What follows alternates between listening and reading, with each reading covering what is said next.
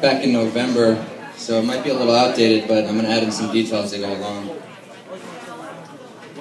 I titled it Homeless But Mindful. A year and a half ago, I lost my home. Home is an abstract term, though. It refers not just to living under a roof or having shelter, but also the feeling of belongingness and comfort. I lost all of that in the blink of an eye. My mother has been trying her best to support me since I was a child, and she managed. She went through her own trials and tribulations as a single mother in order to get us under a roof in the first place. We were living in Irvine thanks to being admitted into the government's Section 8 program, which some of you might know is a government program that helps people who have income that is below the poverty line. Just before we lost our home, we had it made, in a sense. I mean, our rent was really cheap. I didn't have to work. I was able to focus on school and just hone my skills and talents in my spare time, just play music and, experiment, do all kinds of different things. For my mother and I, things were simpler at that time. Later on, my sister came to visit us from Jordan, and she was planning to actually get married soon. I took issue with the fact that I knew that her father had pressured her into an arranged marriage at the age of 18 and felt that it was unfair to her. After all, living in the United States, I learned to value freedom of choice and independence, and I used all of my persuasive ability and reasoning to convince my sister to forego the marriage and stay with us. It worked. I question now whether it was technically the right thing to do or not, but I know my heart was in the right place when I did do that. She also tells me that she's glad that she does not have to live a boring married life at such a young age with so much ahead of her. But the thing was, the Section 8 program does not allow us to have someone that is unregistered on the property that we live in. As soon as she got here, we went to register her, but they sent us a formal notification that she is not allowed to stay on the premises, and that if anyone who is not registered is found on the premises, we will lose our housing. So, basically on one cold, terrible morning, I woke up to hear loud knocks on the door. It was about 7:15 a.m. They then began to yell as they knocked on the door. I was pretty terrified, but when I finally got to the door, there was a tall and thick man that identified himself as a government agent. Once I realized what was going on, I felt extremely worried, but was able to keep my calm as my sister was out of town at that time visiting some family. But the feeling of invasion just took over my entire psyche. The man was accompanied by a female agent, and they both immediately entered our home, began searching, asking questions, and my mother had been suffering from depression for several years and was enrolled in a new medication trial at the time, and this medication caused her to have anxiety.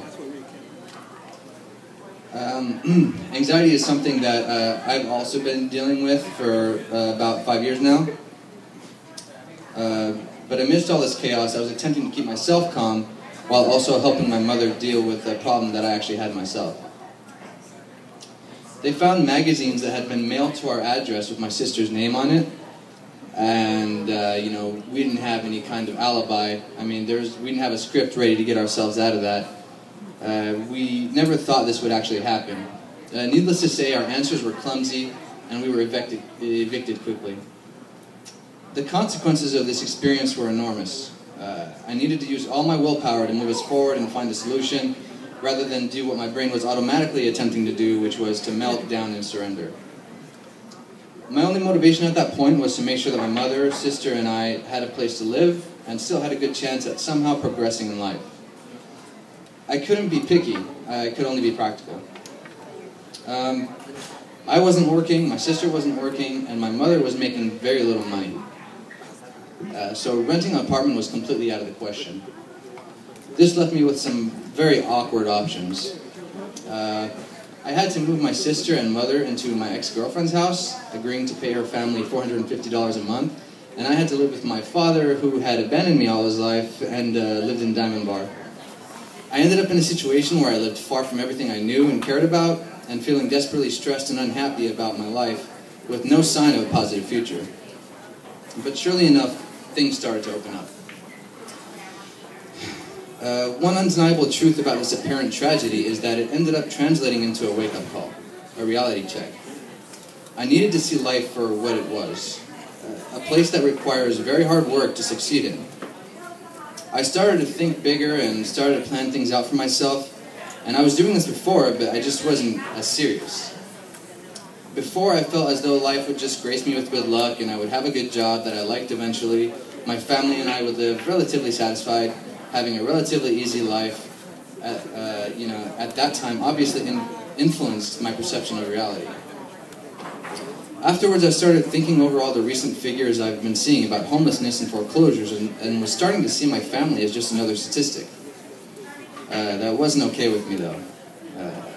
Sure enough, I've opened myself up to new opportunities. I've furthered my education while maintaining high standards for myself. Perseverance has become the name of the game for me. Patience has become a virtue that I'm constantly striving to improve in myself. A year and a half later, I still remain in a spot similar to the one I was in when I was first evicted, living-wise that is. But, I'm still living at my father's and often come down to Santa Ana to carpool with my ex-girlfriend to school. Yes, it's awkward.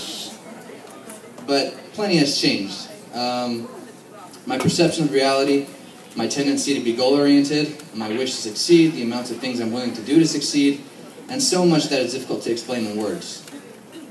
When I was living in Irvine, I was basically just going to school and had a lot of free time. Now I'm taking 16 units at Cal State Long Beach, working part-time at Burlington Coat Factory and City of Industry, doing an internship at a media company in Santa Ana every Monday and Wednesday, and writing weekly articles for an online gaming website. And yet somehow my anxiety has decreased a bit. It doesn't seem to match up, but it just goes to show that being productive in your life has a tremendous effect on your overall well-being. Needless to say, not only have I learned a lot about myself by exploring new avenues and applying myself to achieve goals, this has in fact been transformative and has turned me into someone that is constantly looking to get better, gain more information, form more relationships, and all this only became so blatantly valuable to me once I lost everything. So, as I mentioned, I wrote this back in November, and so the biggest problem that had happened in my life so far was being homeless. But since then, a couple of things have happened that are obviously not in the essay that I just want to touch upon, just to show that things happen that suck, and you do have to move through them. One of the first things that happened to me shortly afterwards was that my ex-girlfriend and I have remained very close, and she started to date someone else, and thought that should be okay because we're exes, but it was not okay with me. I didn't take it very well, and I became very depressed for a good couple months, and was basically desperately trying to get her back like any other, breakup or something, even though we were exes for like a couple years already. But yeah, that was a very depressing time, and I got through that fine. And but the most recent thing that's happened to me is last month. I don't know if some of you might have heard that there were some shootings in Tustin that happened last month. There was a guy that just kind of went nuts. He killed a girl at his house. And then he just proceeded to do some carjackings and kill a couple other people. He shot and killed a 69-year-old man who was like a businessman and a motivational speaker. His name was Melvin Edwards. He basically told the guy, "Hey, I've already killed someone today. I'm not planning to hurt anybody else. Why don't you just walk across the street and you'll be fine." And he walks across the street, and then he shot him in the back and in the head. And after that, he went over.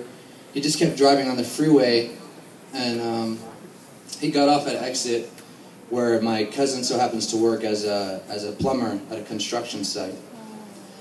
And what happened is he ended up driving into a micro center, and my cousin was just there early in the morning, you know, probably just had his coffee, just getting ready to get into work, and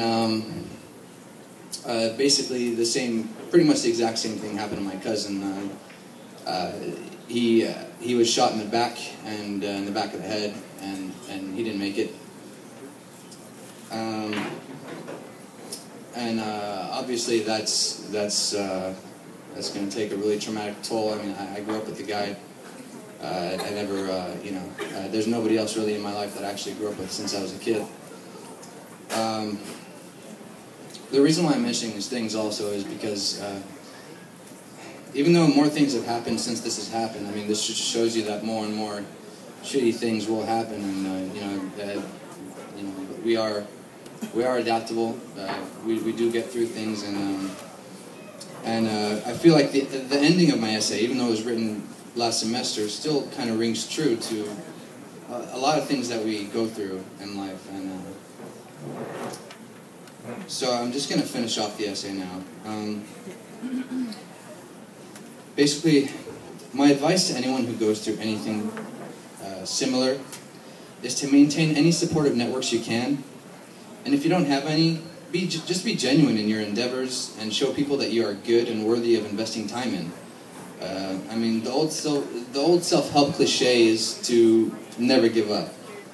What exactly would happen if you did give up? I mean, nothing. I think we can all agree that we'd rather have something in our lives rather than nothing.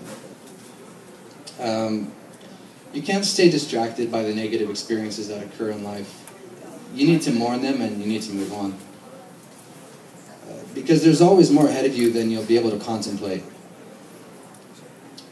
The thoughts that were recurring in my mind throughout all of these experiences were, the future looks dark, the future looks empty, or even there is no future. These are obviously blatantly false ideas. There is a future coming, and you have everything to do with how it goes. Be mindful of your goals and ignore potential distractions. This includes irrational negative thoughts that plague us all when we experience a sad or traumatic event. You have to remember, you only live once. So remember that you really have nothing to lose by trying your best.